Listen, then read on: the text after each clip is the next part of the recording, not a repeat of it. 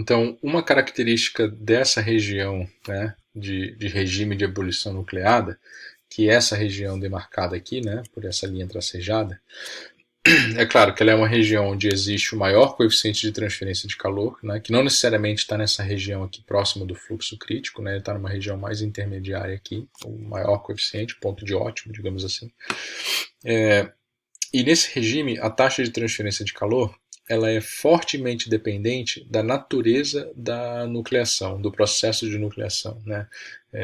Então, do número de sítios de nucleação que são ativados, de como as bolhas se formam em cada sítio, né? E também do tipo da condição da superfície. Né? Então, se a superfície metálica, né, do material da superfície, de cobre, mas o cobre pode ser polido, o cobre pode ser lixado, né? Tudo isso vai alterar as condições da superfície, que vai alterar a formação das bolhas na superfície e vai alterar o coeficiente de transferência de calor. Tá? Então isso confere um grau de complexidade elevadíssimo na previsão do H. Tá? É só a gente comparar, por exemplo, uma panela, né, uma chaleira com um fundo de ferro fundido, né, uma superfície super rugosa cheia de reentrâncias, com o fundo de vidro. Né. Eu vou precisar suprir aquele líquido junto da parede com um superaquecimento muito mais alto no caso da panela de vidro, para começar a deflagrar o processo de nucleação do que na panela com fundo de ferro fundido, certo? Tá?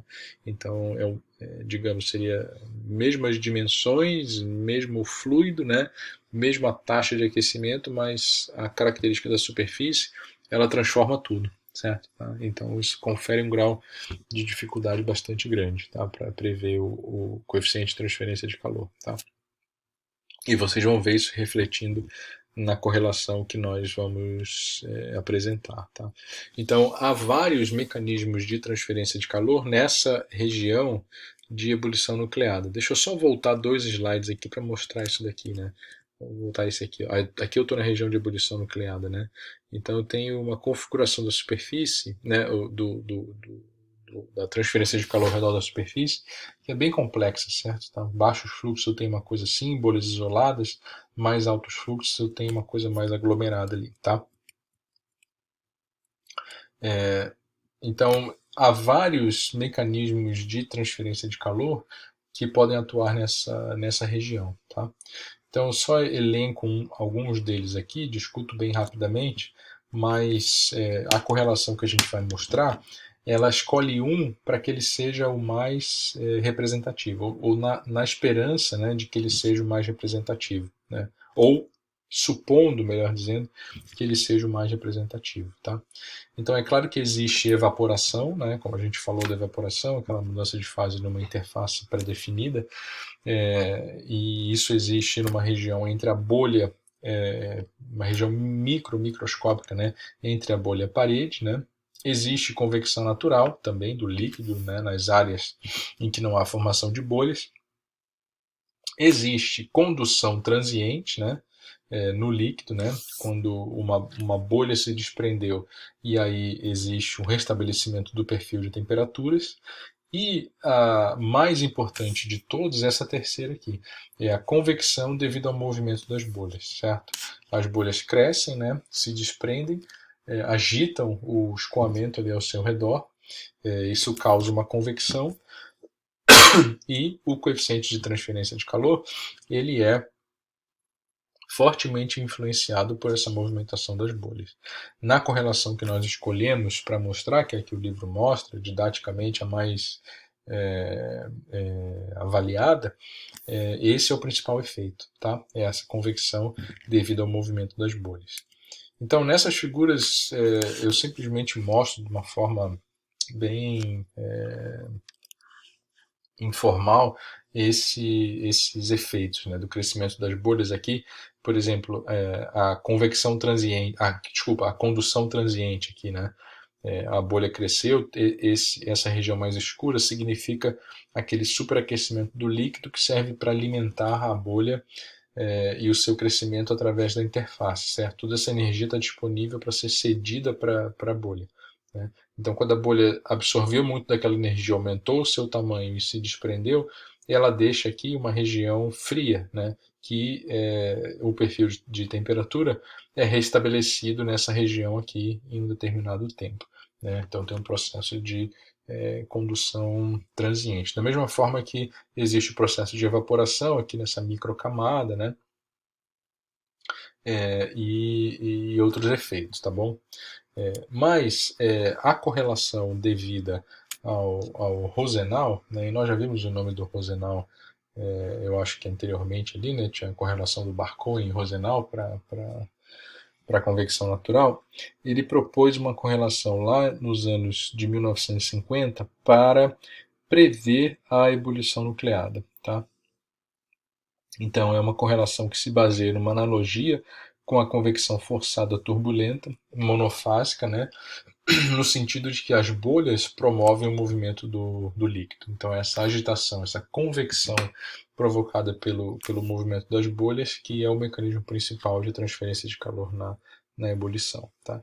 Então, a ebulição nucleada, né, a ebulição em vaso, propriamente dita, ela não tem nada de convecção forçada, né, de uma maneira global, mas localmente o Rosenau supôs que o coeficiente de transferência de calor pudesse calculado através de uma relação desse tipo. Né?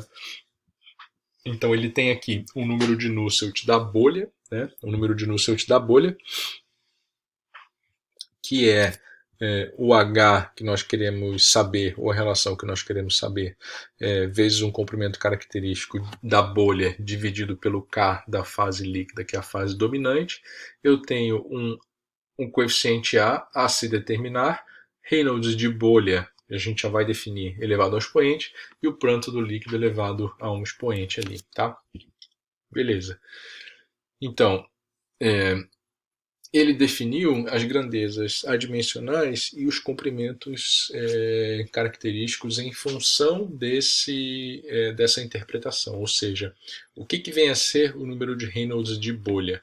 É uma relação entre forças de inércia no vapor, né, e forças ou efeitos viscosos no líquido. Né? Então, o numerador aqui é um Roger UBLB, onde o B é uma velocidade característica de bolha, o LB é um comprimento característico de bolha e o μL, né, é a viscosidade do líquido. Tá? Então, esse comprimento característico ele foi calculado em função de parâmetros que governam o diâmetro de partida de uma bolha. Né? Lembra que anteriormente a gente falou que quando a bolinha cresce, ela, né, tende a se desprender da superfície. Ela fica grande, né, mas pendurada, né, ou sendo impedida de se movimentar por um pescoço, certo? Quem atua naquele pescoço é uma tensão interfacial, que é o sigma, né, que está aqui dentro da raiz, no sentido de puxá-la para baixo, e a força de empuxo no sentido de puxá-la para cima. Tá? Então, essa competição entre os dois fenômenos é o que vai nos dar o comprimento característico. Né? Aqui θ é um ângulo de contato, depois a gente vai falar melhor sobre ele, né? E aqui uma constante empírica. Né? A velocidade característica ela é muito simples assim de ser concebida. Ela é uma relação entre vazão de vapor dividido por área dividido por do vapor. Né? Isso tem unidade de velocidades. Ora, mas como o processo é de mudança de fase, né, de transformação de líquido em vapor, essa vazão vai ser uma taxa de transferência de calor dividido por um HLV. Isso vai ter isso em watts, né, a taxa em watts, e o HLV em quilojoules por quilograma. Isso aí vai dar uma vazão, certo? Aqui embaixo eu tenho a área, né, e ρg, então a taxa dividida por área dá fluxo, e aqui eu fico com ρg HLV aqui, certo? Então, se nós juntarmos tudo isso que está aqui, né, com LB e com B, eu tenho um número de Reynolds de bolha que fica quase reconhecível aqui, né? A gente não consegue reconhecer, mas é o que vai aparecer lá na correlação e faz todo sentido, tá? Então, juntando tudo isso, né, e dividindo os dois lados daquela equação 1, né, que era essa equação 1 aqui, né, por Reynolds de bolha pronto do líquido, né? Eu tenho uma relação desse tipo, e aí a gente pode, inclusive, fazer o que o Rosenau faz, que é eliminar até o H da equação. Ele não, a correlação dele não é para o H, mas sim ele transforma ela numa relação direta entre o fluxo e a diferença de temperatura. Tá? Então não aparece o H na correlação do Rosenau. Tá bom?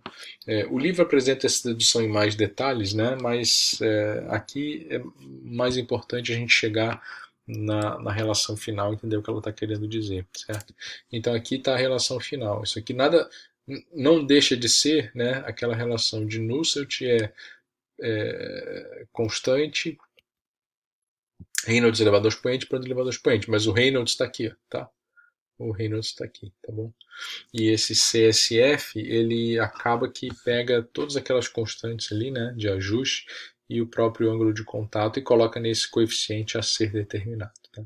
Então nós temos alguns coeficientes a serem determinados aqui. O CSF, que é um parâmetro que dita a relação entre o fluido e a superfície, né? E os parâmetros expoentes R e S aqui, tá bom? Então ele pode aparecer ou para nós essa correlação pode aparecer tanto para nós calcularmos o superaquecimento da parede em função do fluxo de calor ou o fluxo de calor em função de um superaquecimento da parede. Tá? Então ele aboliu o H, né? O H como sendo uma relação entre fluxo e ΔT, ele já tem direto uma relação entre fluxo e ΔT ou ΔT e fluxo, dependendo de quem eu tenho como dado de entrada, sendo ΔT ou fluxo, certo? Tá? Então, agora vamos às constantes, né? Como década de 50, muito empiricismo, né? Sem muitos recursos computacionais, era o laboratório que mandava, né, em tudo. Então, aqui nós temos valores dessas constantes, né, R, S e o CSF para os diferentes tipos de combinações. Tá? Então, o R ele observou que é quase que igual a 1/3, se não vai mudar, tá? Independe do tipo de superfície. Agora, o CSF e o S dependem muito do tipo de superfície, principalmente o CSF. Então, um sistema que é água no cobre polido é diferente da água no cobre com outro tratamento aqui, não sei traduzir isso aqui para o português, mas aqui polido, aqui não deve ser polido, deve ser jateado, uma coisa assim, né?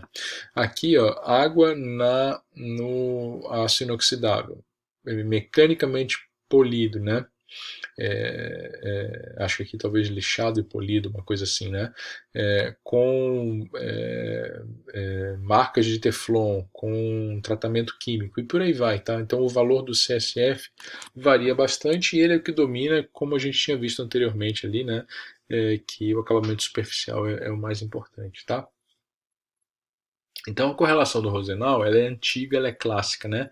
E a gente vai usar essa correlação para fins didáticos. Porém, ela já teve os seus dias de glória, certo? Tá? Ela é uma correlação que tem suas limitações, né? Principalmente por causa dessa dependência tão grande num parâmetro de interação interfacial. Tá? Então, para que a gente possa usá-la corretamente, os valores de propriedade são avaliados em TSAT, tá? Mas ela apresenta, por exemplo, erros de até 25% na sua forma de ΔT em função do fluxo, mas quando a gente coloca ela no fluxo em função do ΔT, ela pode ter erros bem maiores, tá? Então, de novo, né, ela não é o que a gente chama de estado da arte, não é o que tem de mais moderno, mas para fins didáticos ela é boa. Tá? Uma correlação que é mais simples e fornece bons resultados é essa correlação do Cooper. Né? Ela é mais recente, mas já está velhinha também, né? E tem essa cara aqui, tá? Onde PR é aquela pressão reduzida, E é um efeito de rugosidade da superfície, um valor de rugosidade da superfície, ele aparece aqui, né? E nós temos aqui a massa molar também, mostrando a importância que tem o fluido, né? Tá? Então nós paramos por aqui, né? Porque o próximo capítulo a próxima sessão já é de fluxo halocrítico. e faremos certamente exercícios disso aqui, tá bom? Da correlação do Rosenau, tá? Então, paro por aqui com a ebulição nucleada.